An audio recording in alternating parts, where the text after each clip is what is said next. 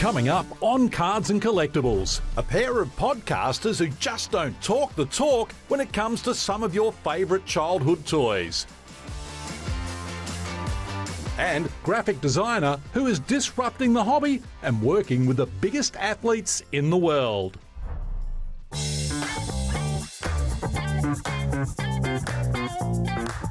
I'm a mint in box collector, and basically that means I try to collect everything in its original packaging. The graphic design work was next level. You want to bring that into your collection, you want to represent that talent. My biggest passion is He-Man and the Masters of the Universe. This is my wall of vintage He-Man, the Masters of the Universe action figures, going from 1982 all the way through to 1987. He-Man was released in 1982, and the first run went to 87, 88. Boxed, I probably have about 80% of that collection. Loose, I'm sitting somewhere around 98, 99%. So I've got a number of valuable items by today's standards. One of my prized pieces in my He-Man collection is Savage He-Man, or as he's probably better known, Wonder Bread He-Man or Wondar.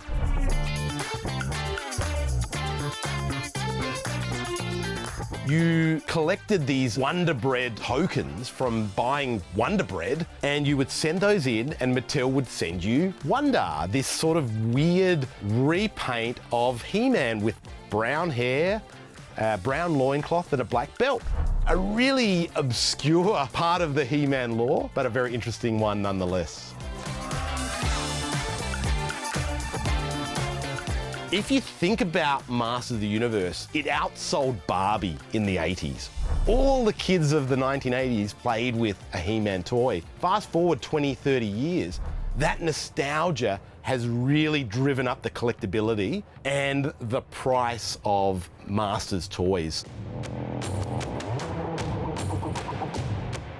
This is the Eternia playset, holy grail for the Masters of the Universe toy line. The beautiful lion's head motif. Characters come in here and you can grab and eat.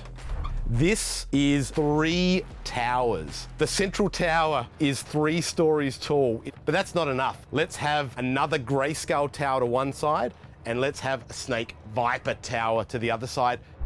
We've got the monorail, which unfortunately is not attached because it's so brittle and prone to breaking, but it essentially joins grayscale tower, central tower, and viper tower together, and you can place the different vehicles on the monorail track, and it should electronically go around. People come in here and they say, it looks like a toy store, and that's the way I've tried to do it. And I wanted it to look like you're walking into a Toys R Us. Tyrantisaurus Rex for me is just so iconic. If you're a kid and you've got He-Man being combined with dinosaurs, it doesn't get much better than that. The action is incredible. Winding up and shooting that little disc out the front is one of the coolest things. Tyrannosaurus fits this picture of discovery of things that you never knew existed as a kid. They became my new holy grail. And my favorite obscure villain of all time, Mosquitor. This figure epitomizes the wacky action features Mattel were cramming into these things. There's a button on the back that you press, and that pumps blood, right? So it looks like he's actually sucking blood, and you can see the blood circulating in his chest. Like, that is insane.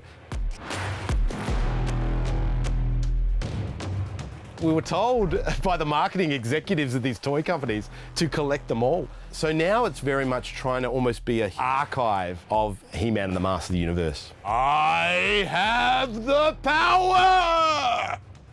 And you can see I faded there because I don't have the voice stamina.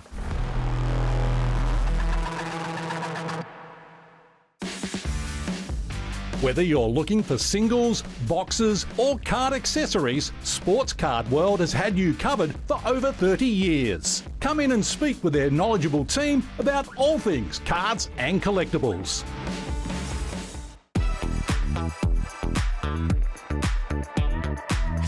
Barbie brand has made a huge resurgence recently, mainly due to the box office hit released in 2023.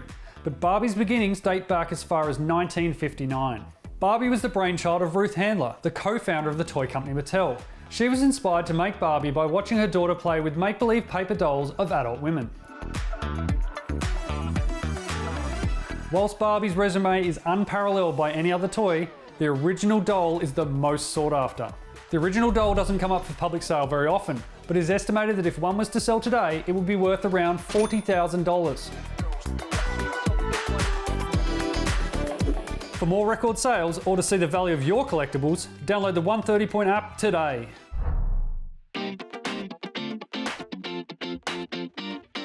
Leonardo is my guy. Anything with that blue bandana, it just draws my eyes in. I got a Leonardo figure and I took it to school and everyone was like, what is that? They'd never seen Ninja Turtles. They didn't know what it was.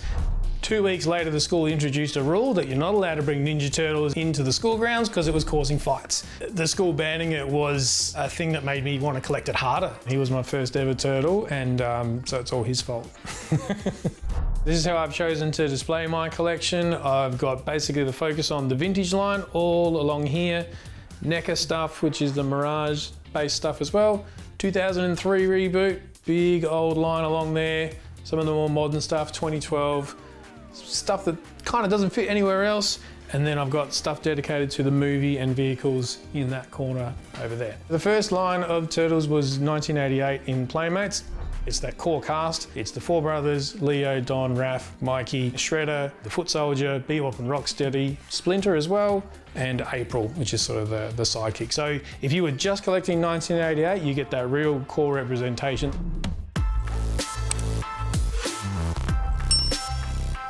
I think I want to continue collecting them because they're centered around a family, whereas a lot of stuff is all like good guys versus bad guys. Turtles, at its core, is a family. It's four brothers, it's a single dad trying to, you know, save the world, essentially. This is what my personal grail, one of the more expensive pieces in the line. I'm talking about Shogun Triceratops. A lot of chrome going on here. Some of these armor pieces are very fragile. You don't want to sort of move them too much. Pretty rare, pretty late run. He's one that collectors sort of fawn over because he's just amazing, amazing figure.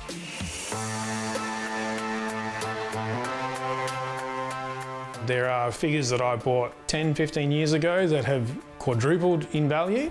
I don't care about the value, I'm about the presentation of it and how that looks on the shelf. And to me, they're toys. You gotta free them from their plastic prison. The Troll Turtles, they're not one that are especially valuable, but they mean a lot to me. My wife always struggles to, you know, find something to add to the collection, but she did really well one year for my birthday and got me all four of the Troll Turtles, mint in box. She likes the way I've sort of put their hair in different configurations to sort of match their personality, and so they hold a special place for me. My overall goal is to work my way through a complete collection of the vintage stuff, but mainly the figures. I'm currently from about 1988 all the way through to 1992 complete, and sort of working my way through the later years. The vision would be a visual documentation of the entire line and all the figures in it.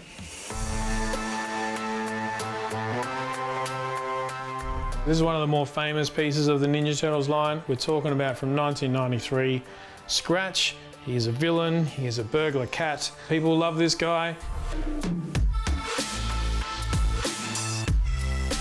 For whatever reason, he's the grail of the line. I got him probably about 15 odd years ago when spending $300 on a figure was considered insane. I look at the values of him now and it's been a pretty solid investment.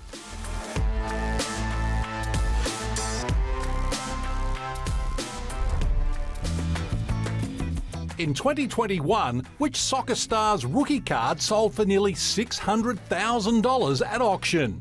A. Pelé, B. Lionel Messi, C. David Beckham, or D. Cristiano Ronaldo? Find out after the break. Welcome back. Did you select the right answer? Let's find out.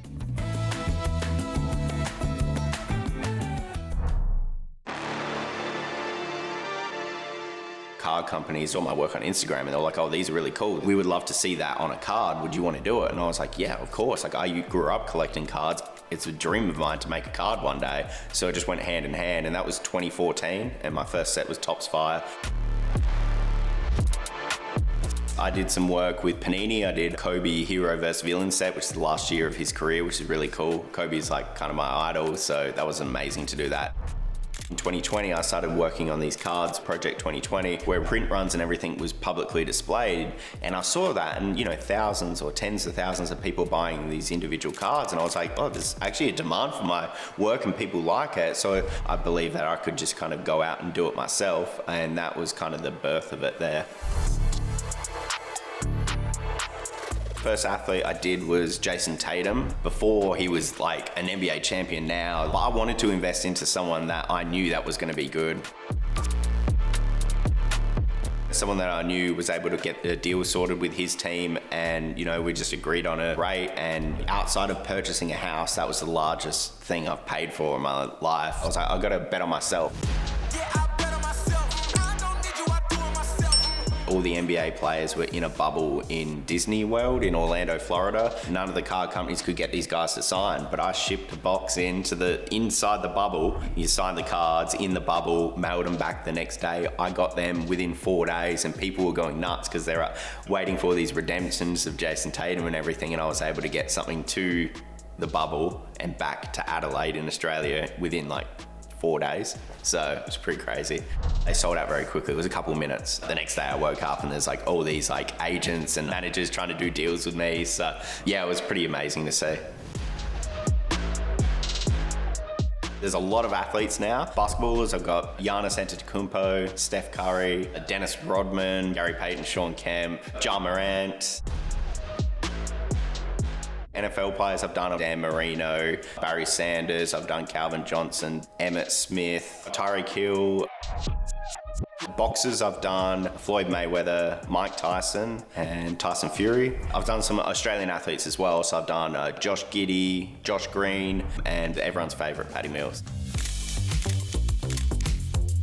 Typical signing session, some of them are at card shows like the National in America. It's a good opportunity to get dual on cards. You know, if the player's going to be there the same day. I had Barry Sanders and Calvin Johnson. They both signed their cards an hour within each other. And Sean Kemp and Gary Payton, I had the same thing as well. They signed those a few hours in between each other. That is beautiful to me, to be able to fly over and get a handful done.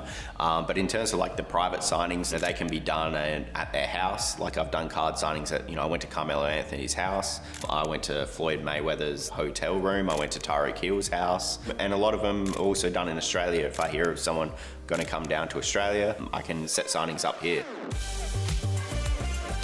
Generally speaking, you know, I'd like to spend 2 weeks making the artwork, 2 weeks for printing, and then allocating time for a signing. So I really do need like a month to work on it, and then I, you know, sell it if something's topical. Like Steph Curry, when he broke the record for 2974, the 3-point record, I had them signed before that. He even put the ball in the basket, and so that's his first ever card. And then when the ball went in the basket, the site went live. Like, it was a pretty cool moment, but also really cool that Steph was okay with that.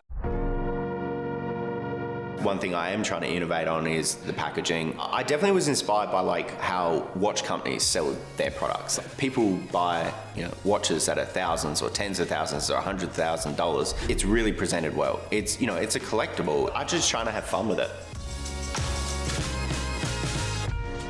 The best thing is the people that I've been able to get a relationship with. That is the best thing, I think, even about this hobby. It's not about owning the coolest card. It's going to a card show and going out for a beer after, and there's 30 guys and we're all talking about, like, you know, basketball in the 2000s. That stuff doesn't happen outside this hobby. I think that's always going to keep me within it.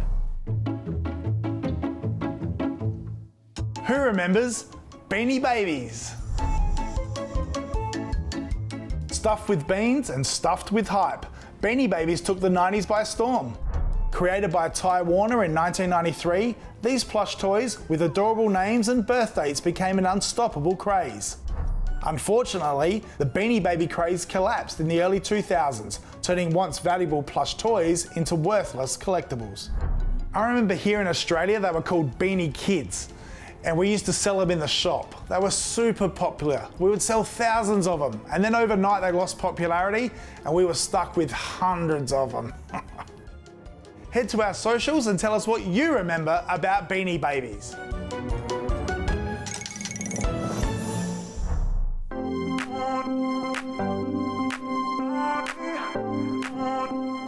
I was born in Dalian, the soccer city in China. I got a great passion on soccer. When I noticed there is trading cards about soccer, I started collecting and it never stopped.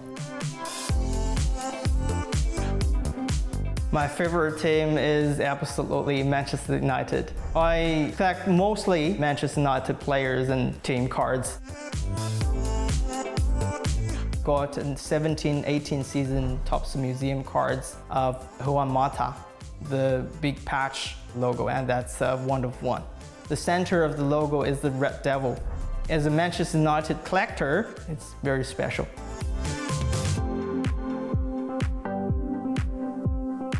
My favorite Manchester United player is Paul Scholes, 2002 season jersey card auto. He signed number 18 of number 19 on the card.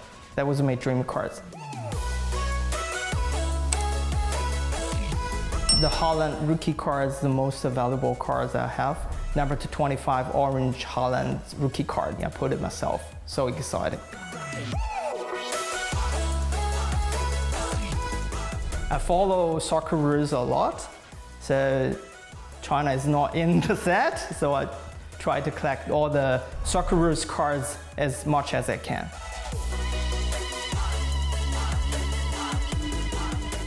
In front of me on the table are just part of my Socceroos Prism cards, the high-end ones. The front 2 rows are the ones in 2018 World Cup. This row are gold ones. Each of them are numbered to 10 only. And the front row is Power Gold, numbered to 5 only. One of my favorite sets to complete is this 2018 World Cup Prism Socceroos Aaron Moy. There are 15 cards in this set, including this super rare 1 of 1 and Power Gold, number to 5, first off the line, number to 5, number to 8, Father's Day edition, and number to 10 gold. In 2016-17, Panini did a second year Immaculate collection. It got Australian players in it. So I was lucky to get some 1 of 1s, including a very rare Boots signature cards 1 of 1. That's got a piece of his boots with the Australian flag on that. From 2014 to 2019, it was just normal. And then after 2020, everything changed. I bought a card 2014, Team Cahill, that's numbered to 5 Landmark. When I got that, I actually made a trade. I used a $300 card plus $100 cash on that. If you've seen that in the market, I'm not surprised. It's someone priced it over $5,000.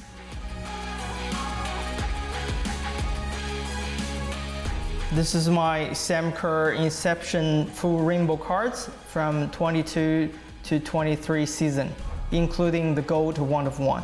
People keep asking, is that for sale? How could you get all the rainbow cards? That make me a little satisfied. You know, you got the ones that everyone wants and it's not for sale. People keep asking.